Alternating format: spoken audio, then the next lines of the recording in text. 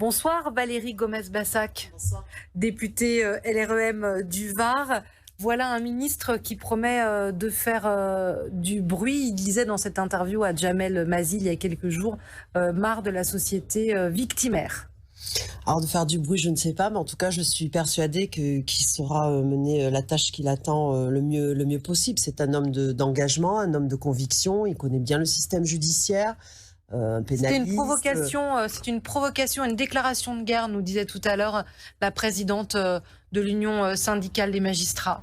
Je trouve ça dommage parce qu'il n'y a pas de déclaration de guerre vis-à-vis de personne. Il faut juste arriver à concilier les intérêts en présence. Nous avons beaucoup de travail à faire en ce qui concerne les avocats. Il y a également beaucoup de travail au niveau du système judiciaire dans sa globalité, également au niveau des magistrats. C'est aussi un système qui est sans doute à repenser parce qu'on voit toutes les difficultés que l'on rencontre, c'est-à-dire un manque de moyens, des dossiers qui durent durant des années, un système qui est assez lent.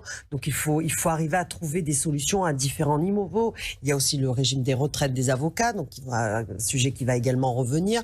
Donc je pense que c'est quelqu'un qui est connu, reconnu. On l'aime ou on ne l'aime pas, mais c'est quelqu'un qui est respecté. C'est un coup politique, c'est un coup médiatique.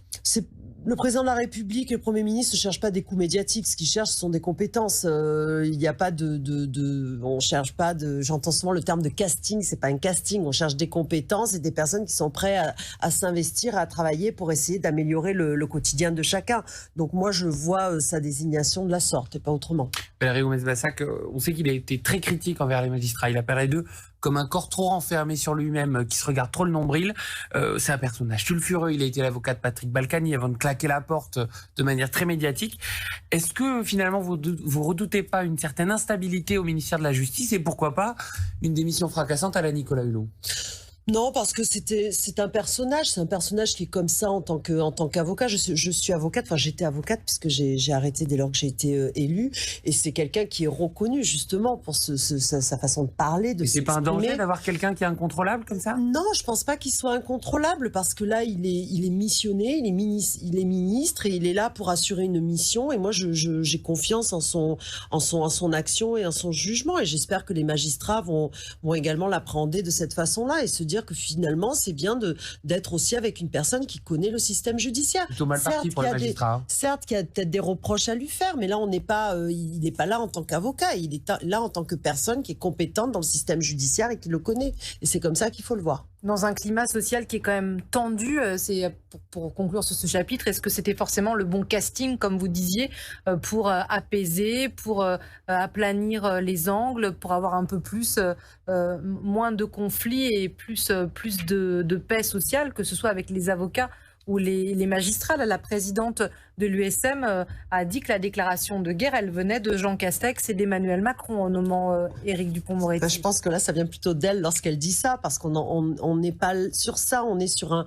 un programme, un projet. Vous savez, les idées que nous avions en 2017, que nous voulions porter, on veut toujours porter la même chose. Maintenant, on veut un nouveau chemin, c'est-à-dire qu'il faut que ça avance.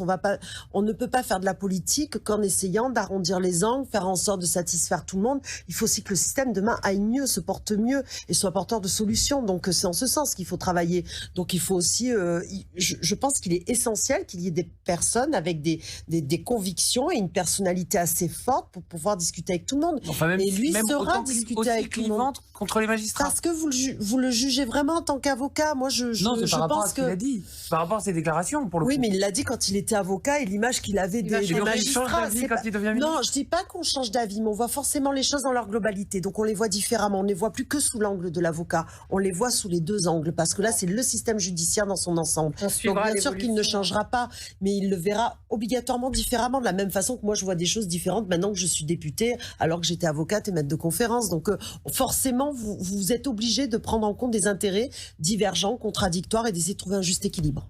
Alors vous avez rencontré tout à l'heure pour la première fois avec les députés de la majorité le Premier ministre Jean Castex. Est-ce qu'il vous a un peu débriefé sur cette composition de gouvernement ou c'était davantage une prise de contact avec la majorité dont il est désormais l'incarnation ou le chef ou le leader Oui, c'était une prise de contact. Donc, il a salué le travail qui avait été fait par le précédent Premier ministre. Et nous étions tous très attachés à Édouard Philippe. Donc, on a apprécié ça. Oh non, je le regrette pas. La vie continue. Heureusement, il faut voir un peu ce que ça va donner maintenant. Et non, j'ai pas de regrets. Je trouve que ça donne aussi une dynamique. J'ai vraiment beaucoup apprécié le Premier ministre, le travail qu'il a fait, le travail que nous avons fait à ses côtés.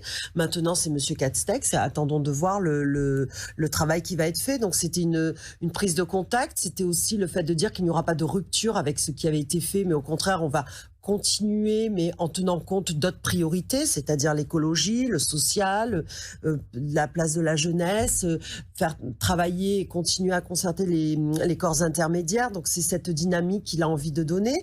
Il a tout de même un profil qui, je pense, qui sera une bonne chose, puisque c'est un ancien élu, mais également un technocrate. Donc, on a tout ce mélange qui, je pense, peut être une bonne chose pour la politique que nous souhaitons mener. Et donc, il a rappelé également le principe de la Ve République, c'est que l'orientation est donnée par le président de la République, et ça, il ne faut pas l'oublier. Quand j'entends dire mais il n'a pas donné d'orientation, si, le président de la République a donné l'orientation de la politique qui sera menée, et lui est là pour la mettre en œuvre. Donc, discours de politique générale, normalement, c'est le Premier ministre.